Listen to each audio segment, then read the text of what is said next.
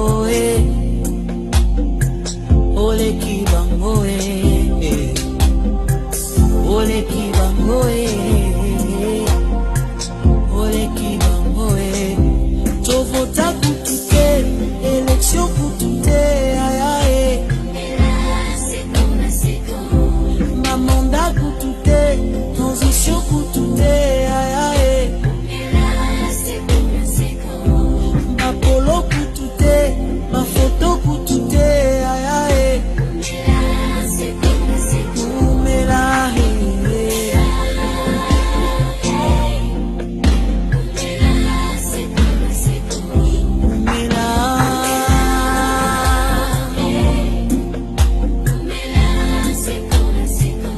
majorité kutute opposition kutute ayae.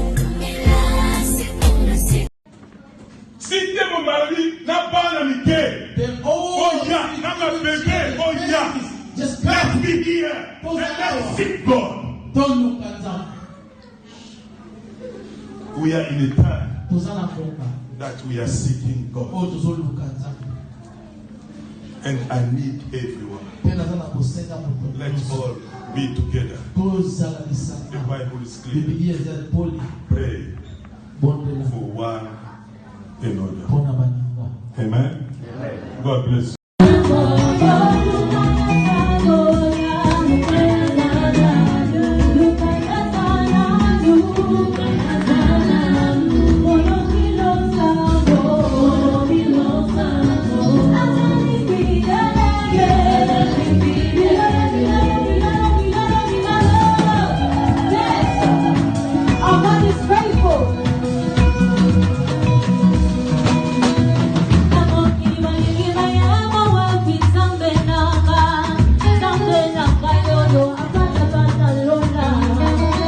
Cinquième journée de l'opération Kinbopeto à Massina, Jean Goïvouzi, ministre provincial de l'économie, commerce et industrie, s'y prend à bras le corps. Le samedi 29 février dernier, l'élu de Massina, accompagné du coordonnateur adjoint de l'opération Kinbopeto, Sido Kassanda, et le bourgmestre de Massina, s'est coupé en morceaux pour rendre sa commune salubre. Reportage Nathalie Kangaboulawali et Debicho Kabasele.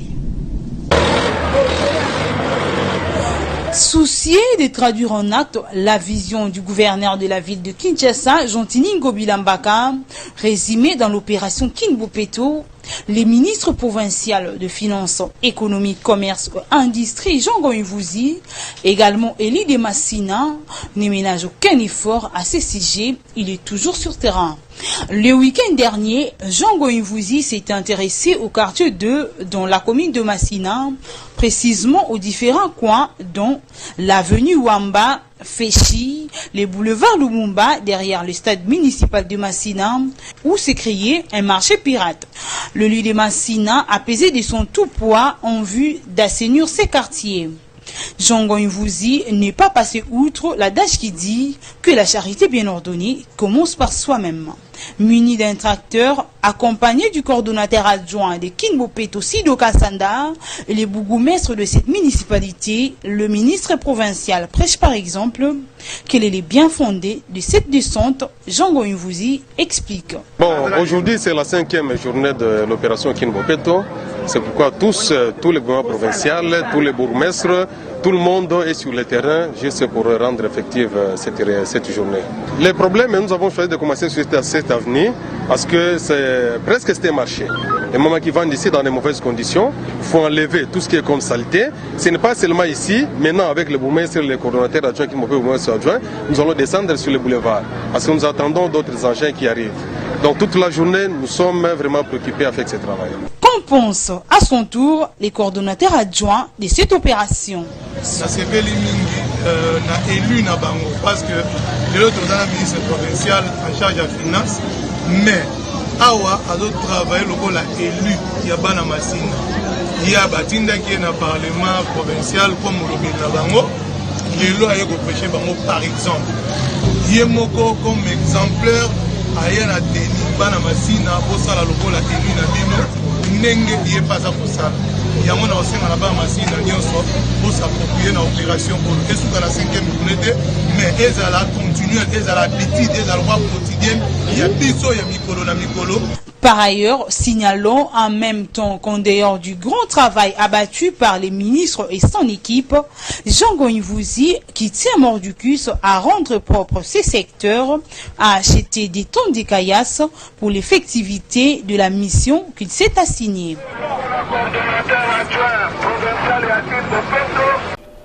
Bonjour, welcome sur Welcome TV. Nous sommes ici en direct en Angleterre. Que Dieu vous bénisse. C'est beau comme on a une image ya Kinbopeto eza oyo président Nabiso nani ndeko oyo azali gouverneur Jean-Tini Ngobila azosala pona Bopeto mais nalinga sinale binoke eza na bana London ndem basala makambo wana donc eza ba makambo oyo banda nango banda kala depuis président Kabila zala sikoyo lokola président Félix Akoti yango sikoyo moni bana London babani kobima bomoni ndeko oyo babengi na Sido Kasanda eza Placide Kasanda ye wana bomoni na ofungola bino sur air moko donc ba bato yo tozakana bango déjà depuis mais tozongela bino air moko bona na sur vidéo o bona ozongela bino. Thank you. Tokoti na kati babilo pona bango eza na sekuna na suka mboka difficulté za makasi tozokende Boketu tab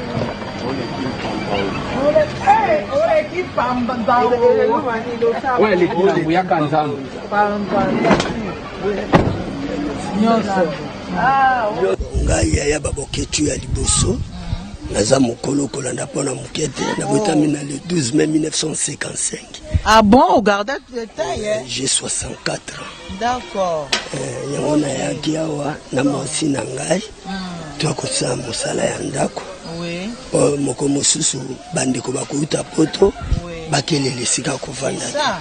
Yango Boketu atindaki mbongo yango natongi ndako oyo. Donc Boketu ya mtatinda mbongo batonga wa.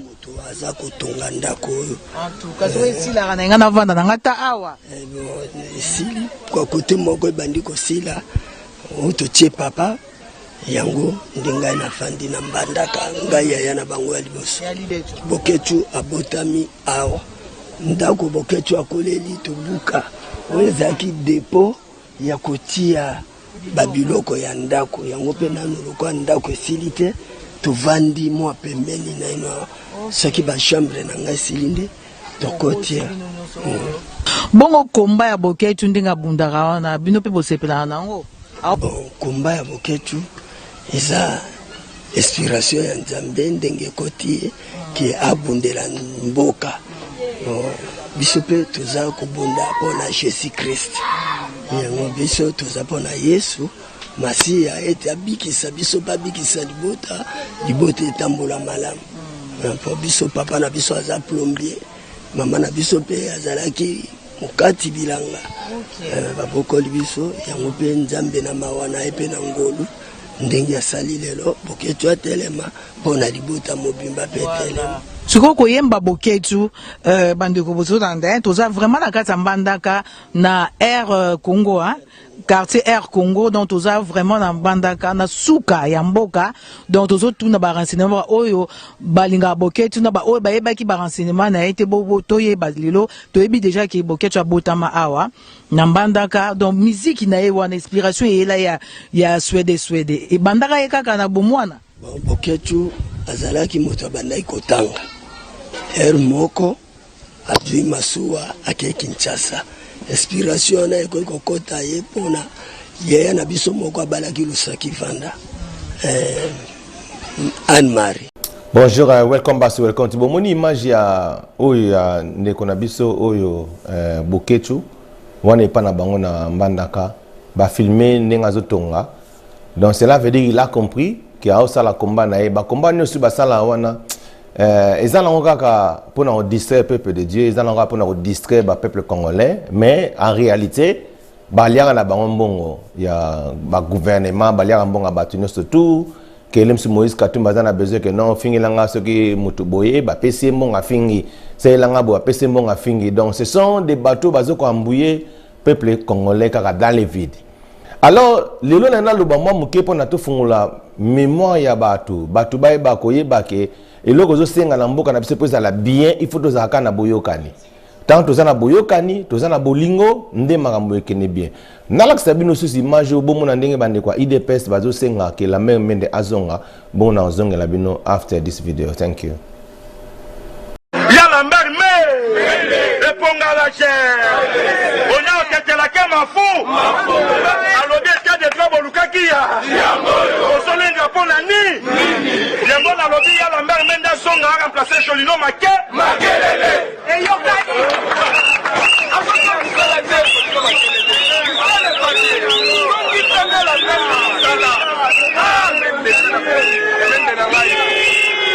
ya la mère Mende omba epunga la chair on a kete la kema fou alobi ete de droit bolukaki yango siko bozolenga pona ni yango na sengi mukonza mboka on change pas l'équipe qui l'expérience compte jongisa la mère Mende la ministre information a remplacé Jolino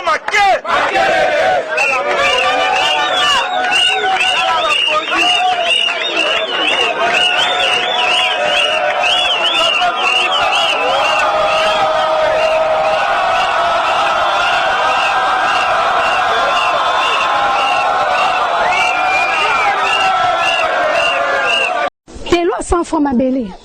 Yango ezali. Ah. Là, mais biscuits dans la sans faute. Des biscuits sans faisait sauter, ça qui me faisait sauter. Attends, bazoka. Exact, bazoka 100 francs. Oh, ils ont qui 50. Des fois, tu m'as mis ça tout 100 francs. Ils ont comme moko 100 francs. Donc, dollar, ils ont comme matin à niveau, moi, ils ont saralaté. Bah, tout ni président lobby, puis l'autre, ils ont comme matin pour, bah, saute mouton. Tous les saute mouton, ce que c'est lui.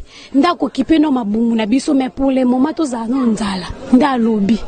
Yo le magambozo le bao yo landa ki on a TV. Ah na landa ki na TV mo kazaki yake alobi yake otaba sorti mouton. Biso za ana sima marché liberté na commune Masina. Lobi président zaki na commune Masina. Yake otala ba sorti mouton nde zo sala ma alobaki. Alobi to zela no makama ba sorti mouton sila soki sili après ndako kipe mabumu na biso. Mais ngalo mona eza moi passe parce que Kabila tango azalaki ayaki na 5 chantiers. Batu baleli banzala. Pona ngana mona ki président de bakoti sieboye ezalaki normalement occupé no mabumu na biso.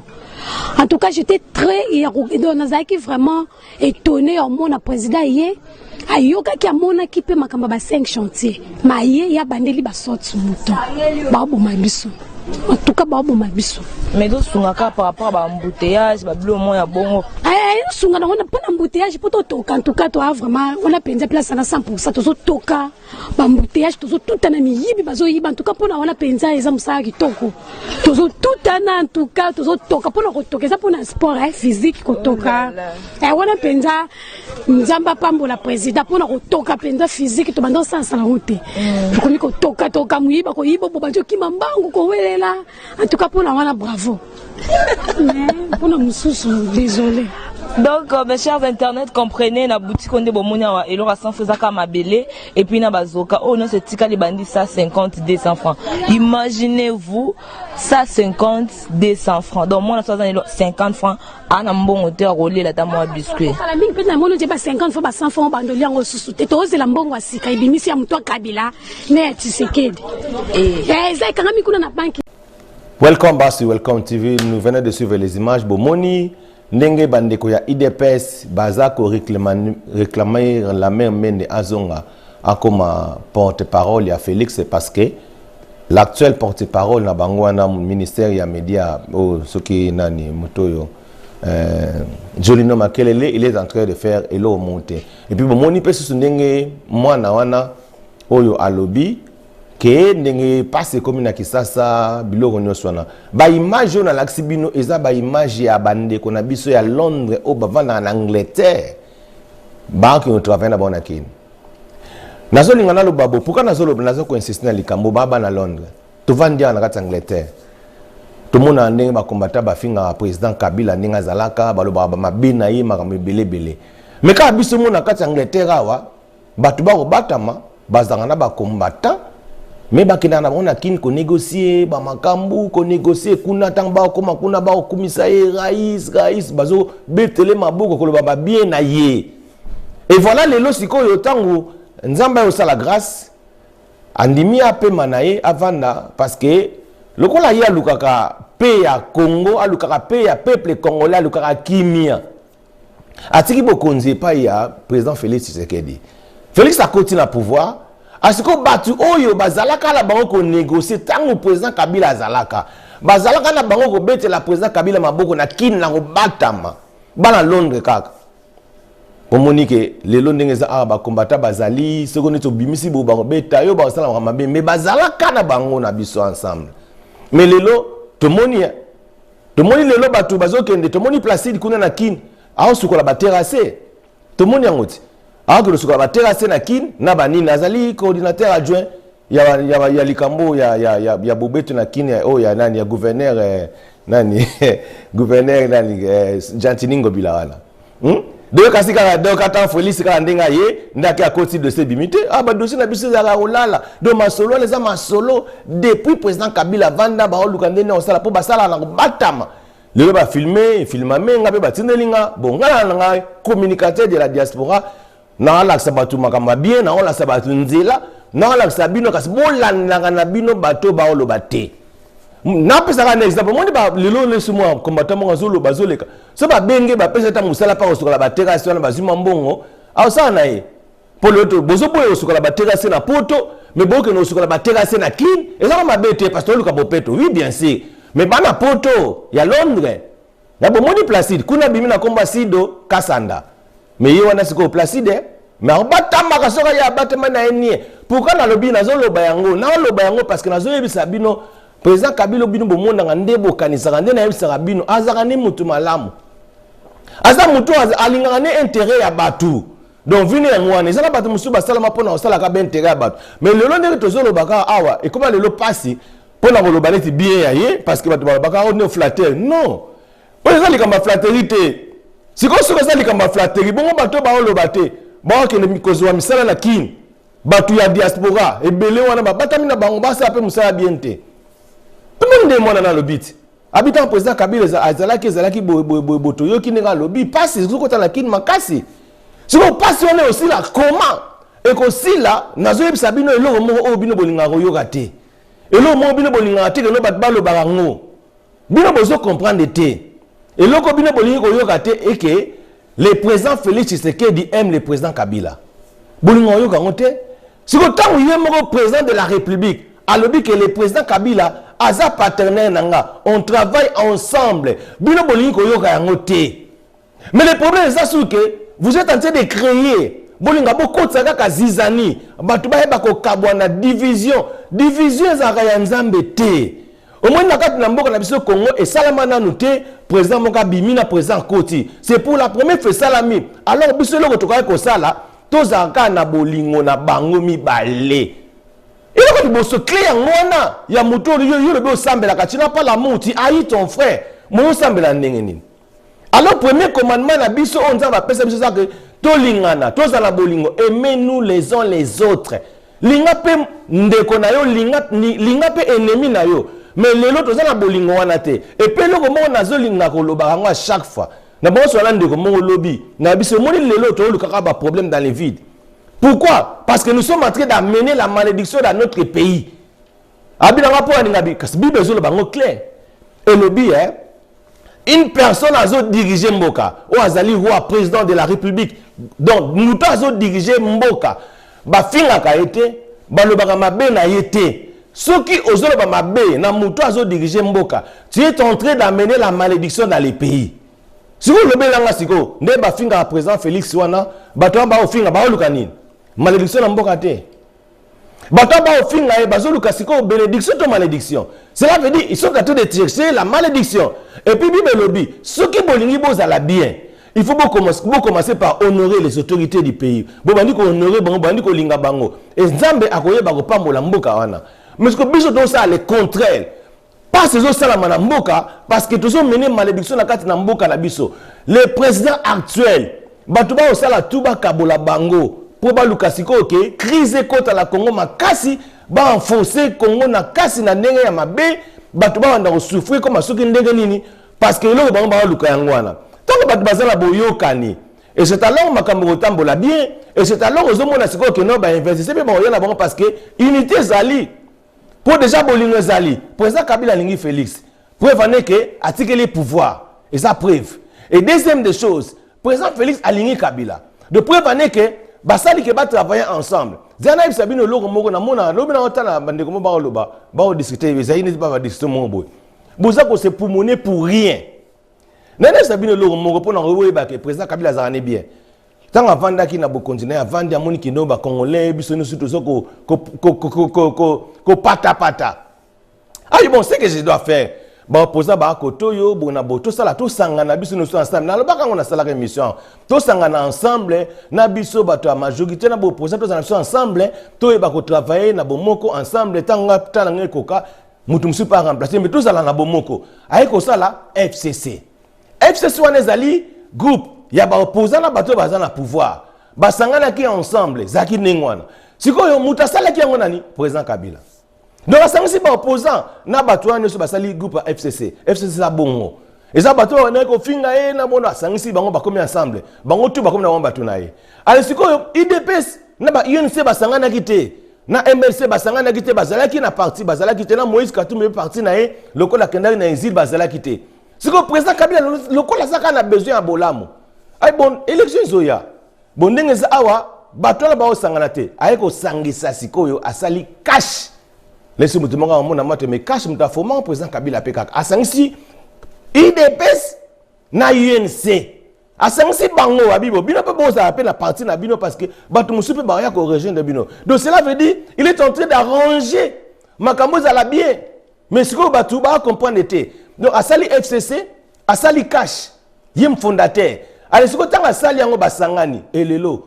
Tant comme il comme pona ko bimisa président de la République. Et le robinet bon il faut boyer baka. Et les choses ça la manango. Ba poina bango moto. Et ça na batu musu ba voter raté. Ce que batu na ba voter raté, ba voir bango kenda wapi et kende na gouvernement eux en place. Donc quoi dit gouvernement ça qui en place, ça qui gouvernement ya président Kabila peut perdre. Mais à sangi FCC na kati.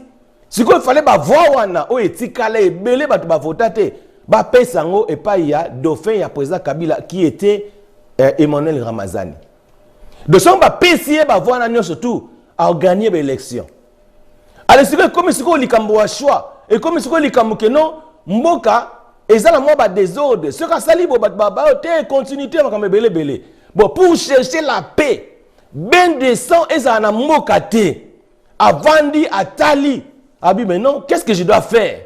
IDPS baza la peine à ben compréhension na bango.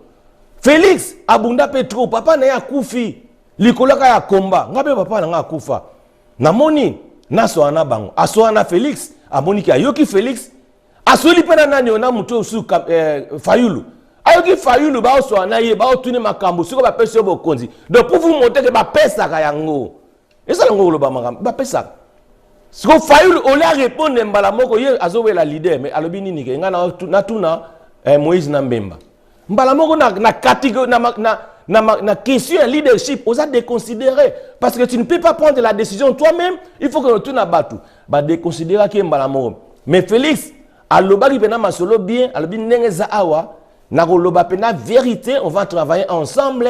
Donc, bah, eko solo là. Bah, soli, bah, yokani bien apprendre des décisions na yemoko. Voilà pourquoi, bah, voir, oh, bah, pesa batute wana, oh, bah, pesa ezara na kata gouvernement en place. Bah, pesa Félix, et Félix a passé. A passé ce que le président de la République a yépe ko comprendre de temps à côté na kibo konzi ba yebise que non makamango za boye babi tumba ya est wana e utaka boye amoni que le président Kabila n'a rien à voir na makamutu wana a ko comprendre et pas démentir ngomba na mbala na bango Félix Tshisekedi za mwana malamu Félix Tshisekedi c'est un combattant ya vrai ya solo siko yo ko sa ndeni ya koli na combat bundi na combat ayebi. Bon, et ce qu'il est là, à mon avis, n'est pas sa présidente. Les Américains baza simanaye, bazo supporter. Et puis les Américains baza na besoin que ba kabola bango na président Kabila. À quoi ça lango? Mais lui, étant que moi na malamu, combattant, azala intérêt à Congo, ya peuple congolais. A dit que président Kabila c'est un innocent. Président Kabila n'a rien à voir. Il y a crise, il y a mboka. Et ça biso moko ba ninga loba ki za ba makopa. ba makopa ya biso mo ba congolais ba osala pona ko yibaka ba minéraux pona osala ba makamno sou en fait que mboka est comme en crise. Bon c'est aussi que nous devons faire pour la crise wana ici là, il faut première des choses l'état de droit au yakot ici, c'est une bonne idée. Deuxième des choses, tolingaye. Je m'adresse au peuple congolais, surtout les combattants. Tolinga président en place parce que eza biblique. Président n'est surtout en place. Ba finga raté. Ba lobanga mabete. Pour ceux qui ont mabé, ozo me malédiction na mboka. Please, nous n'avons pas besoin de malédiction na mboka. Peuple na biso a tant souffert. Ba nyoka mingi, ba crise ekomi soki ya ndenge nini. Donc, biloko na pour photo éviter yango to sali amour, to appuyer ye Félix wana. Bono bateke ote, oh azo sangana ba Rwandais. Pays o esangana ka na ba 9 voisins ezaka Congo. Congo za pays moko ezana esimbi monde entier. Donc toute personne azolunga ka abundisa Congo pona nini Congo est avancé te. Et ce que nous devons faire pour na stopper ba biloko wana, il faut que za boyoka na ba voisins na biso nyonso wana. Tous les 9 voisins. Tant que yoka na ba voisins nyonso wana. Et c'est alors Yozo ningo bunisa Congo bunisa sous dépôt de ça ba mi. Mais masolo yango wana. Siko biso siko yo. E bon elo mona na loba to ye bango. Congo ko ezala nango balkanisé te. Congo soko ngeza balkanisé na time Mobutu depuis kala. Ba makambo Congo o eza ba makambo to ko kota ngo député ezoko mona ko la distraction. Mais lelo nga kana tali sabino. Bato bino bo chakate toze bela na Londres. Basi potala bango président Kabila banda kala mais bavanda siko pona zanzola sabino boyeba ke président Kabila za bien ya wana les preuves président Tshisekedi tanga yaki alobaki bola na bien avec ce bozo bloqué bozo sala kake lika mission oya yaki asala ngo na kati ya Congo bozo ko empêcher asala ngo abaki nini biki rouge et puis ngape na bakisi donc cela veut dire aotika. Donc, il sa bokonzi place à Zouaki yango. Si vous avez sa bokonzi place à Zouaki yango, et c'est alors aussi que biso tokoyeba koyeba ndenge bible lobi ba finga kamuta dirija mboka te. Tolinga ba président na biso et puis pour la bénédiction de notre pays, lelo kaka. Na yo sabino secret, ce bolingi président Kabila Congo bongi. Na soki wana. God bless you. Thank you.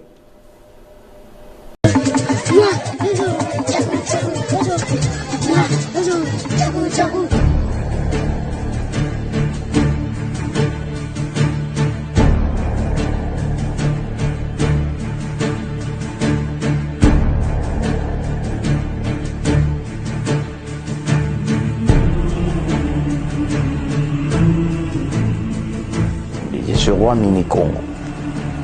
Parce que Zombie ou Fabrice, c'est mon propre nom. Mais dans le pouvoir traditionnel, on n'appelle pas quelqu'un de nom de la famille. Je suis descendant des rois mini-Congo.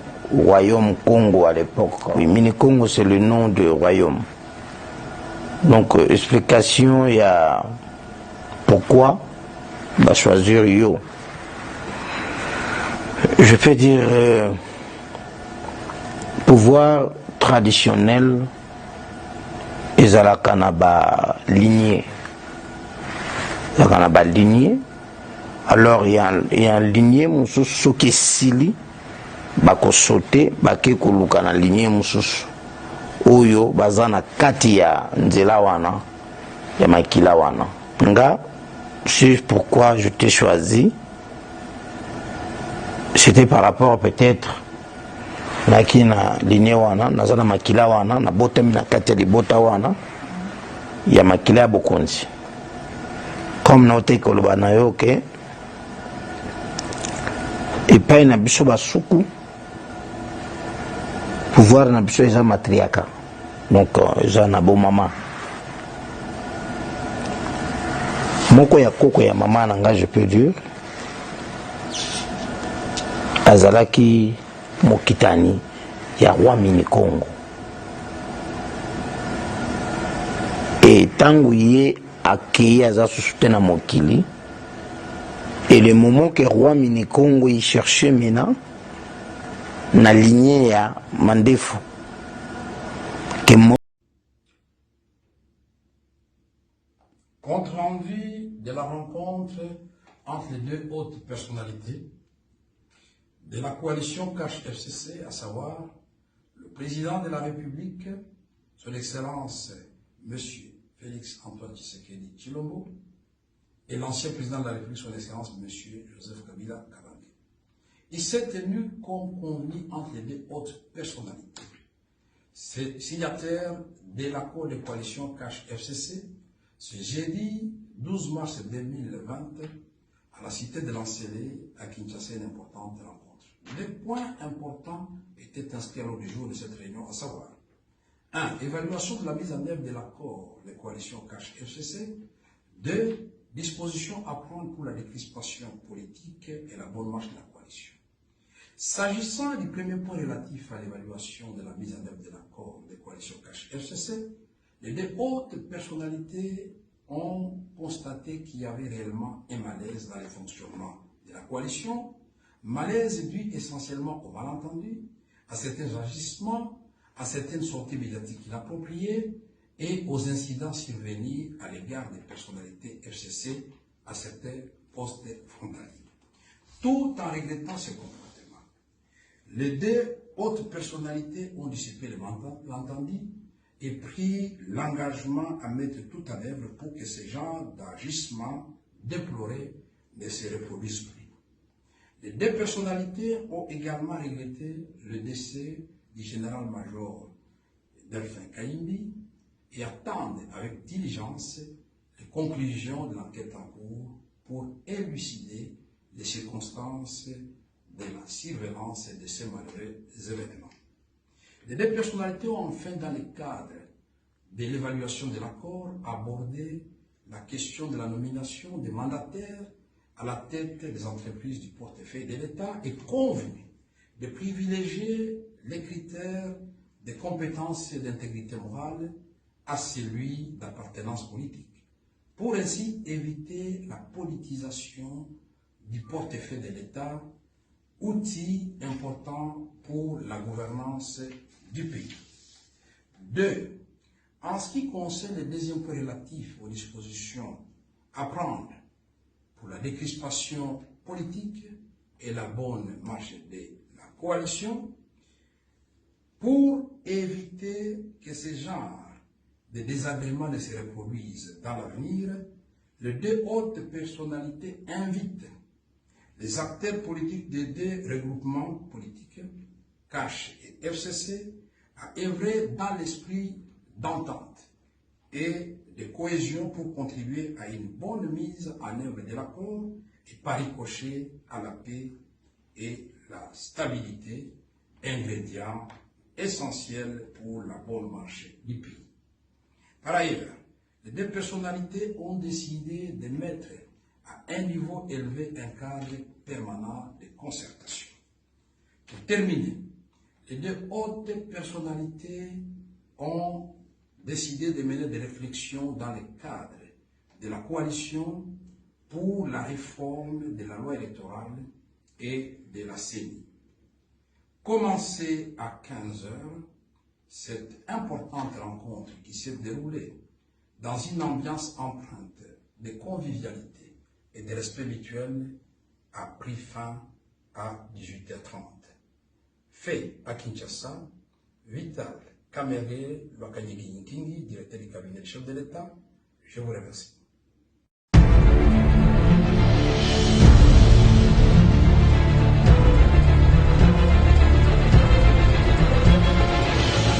Joseph Kabila, l'artisan principal de l'alternance démocratique.